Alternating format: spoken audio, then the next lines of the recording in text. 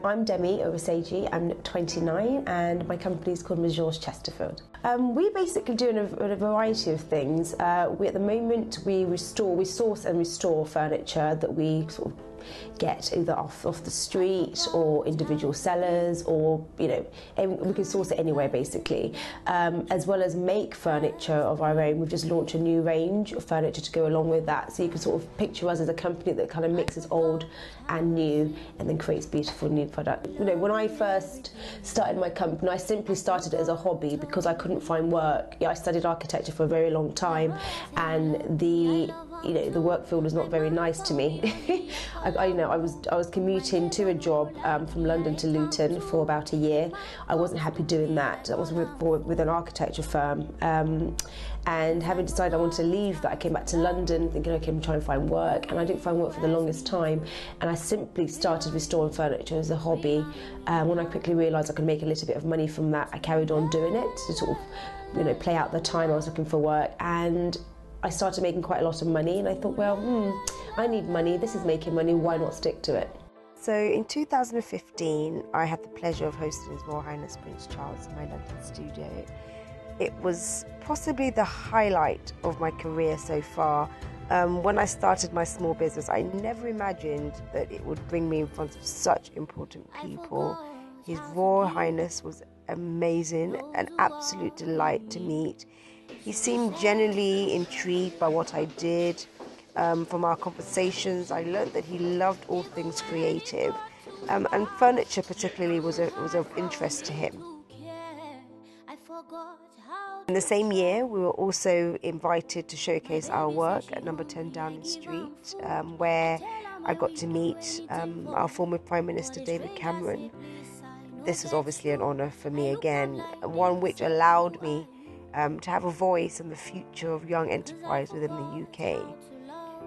At this stage for me, business was great, business was wonderful, and our public profile was even better, and it was certainly opening doors for us. I think in business, when you get to a point where you've achieved things that you never ever pictured in your mind that you would achieve, it can be quite gratifying. It's almost like, wow, I can't believe this actually happened, and I'm so grateful. But for me, it came to the point where I felt I needed to also do something without a second's delay. I felt it was time to go home. Say hi, Mom. Hello, darling. I wish you safe journey to Nigeria. Amen. And the blessing of God will shower on you. Amen. And you will see the mercy of God. Amen. No obstacle will come your way. Amen. In Jesus' name. Amen. I'm leaving London. Lagos, I'm on my way.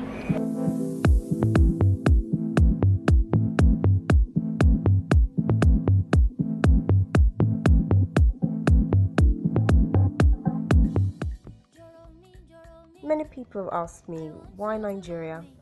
I had very little experience here, yet there was something about it that made me feel that however big my dreams were, I can realize them here.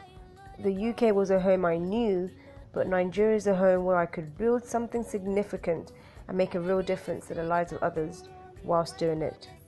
So, here I am.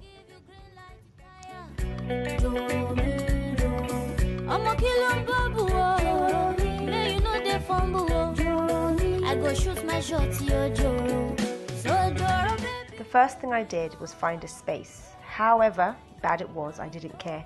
I rented a small workshop in the heart of Surulere, found myself local carpenters looking for work, and began creating my first samples.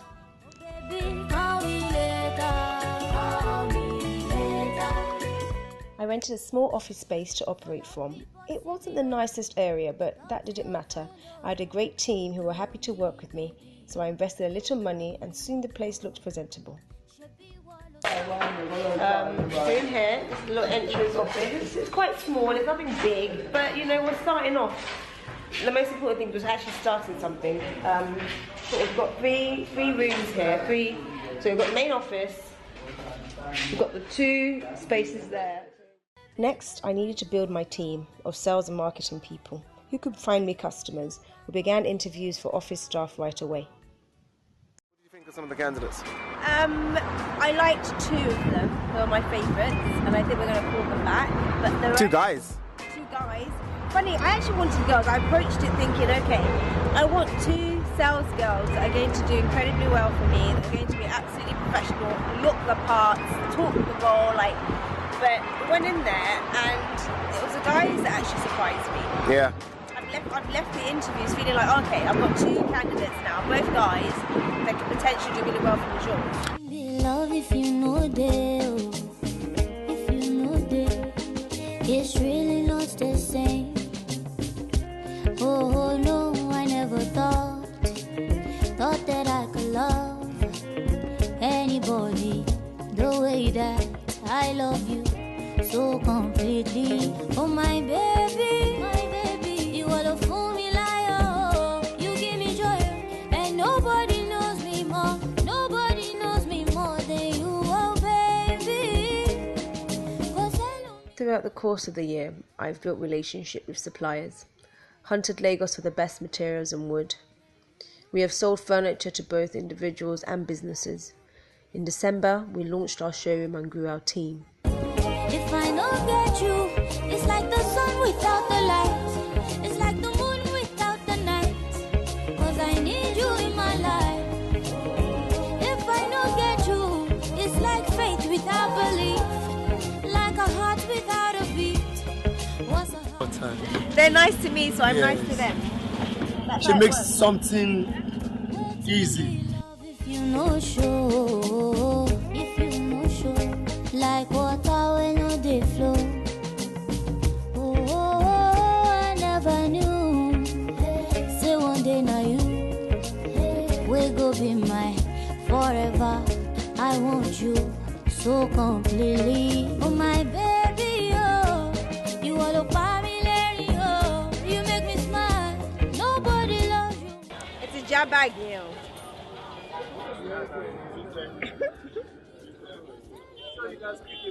Yes. I think I don't understand everything you're saying. If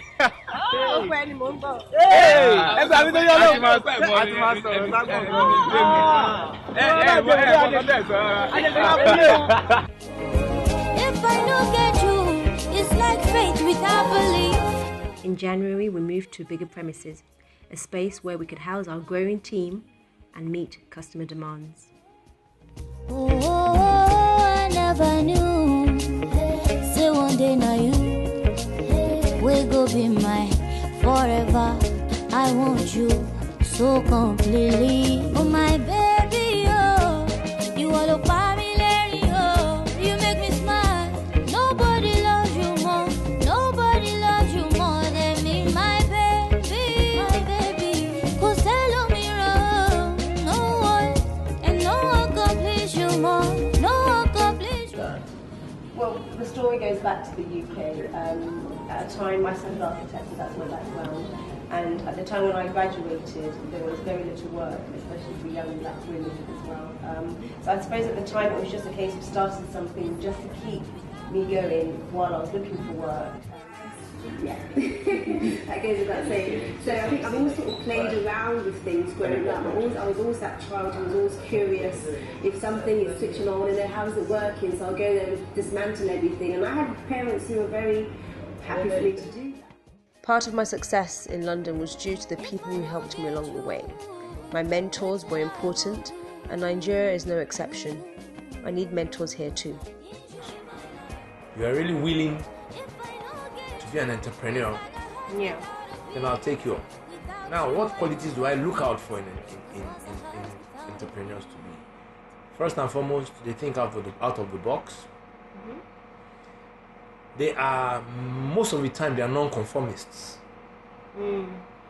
That's quite important. They are non-conformists. They are who you will see as rebels, the